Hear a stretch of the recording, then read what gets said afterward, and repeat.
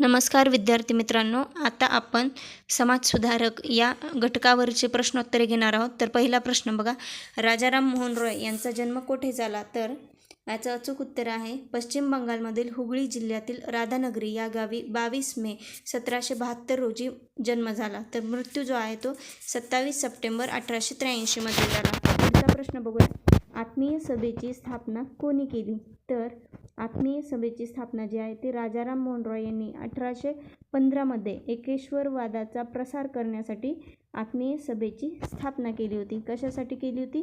तर एकेश्वरवादाचा प्रसार करण्यासाठी राजाराम मोहन रॉय यांनी आत्मीय सभेची स्थापना केली होती.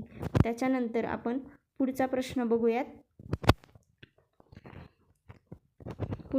बघूयात आपण ब्राह्मो समाजाची स्थापना कोणत्या वर्षी केली? ब्राह्मो समाजाची स्थापना कोणत्या वर्षी केली असा प्रश्न दिला आहे. तर त्याचं अचूक उत्तर आहे 20 ऑगस्ट 1828 मध्ये ब्राह्मो समाजाची स्थापना केली. त्याच्यानंतर त्याचे जे पहिले सेक्रेटरी होते ते कोण होते? ताराचंद चक्रवर्ती.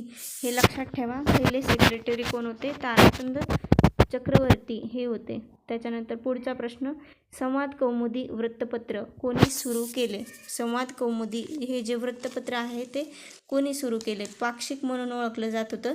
तर संवाद कौमुदी वृत्तपत्र राजाराम मोहन रॉय यांनी 4 डिसेंबर 1821ला सुरू केलं होतं. त्याचे संपादक जे होते ते भवानी चरण बॅनर्जी हे होते. समाचार चंडिका, बेंगॉल हेरॉल्ड, ब्रह्मनिकल मॅगझिन इत्यादी वृत्तपत्र त्यांनी सुरू केले होते. मिरत उल अखबार हे पारशी भाषेतलं वृत्तपत्र सुरू केलं होतं. त्याच्यानंतर पुढचा प्रश्न आहे, भारतीय प्रबोधनाचे जनक म्हणून कोणाला ओळखलं जातं? तर राजाराम मोहन रॉय यांना भारतीय प्रबोधनाचे जनक म्हणून ओळखलं जात होतं. मानव जातीचे सेवक असा गौरव बेंथम यांनी केला. आधुनिक भारताचे अग्रदूत आणि भारतीय पुनरुज्जीवनवादाचे जनक म्हणून राजाराम मोहन रॉय यांना ओळखलं जातं. तर थँक्यू सो मच.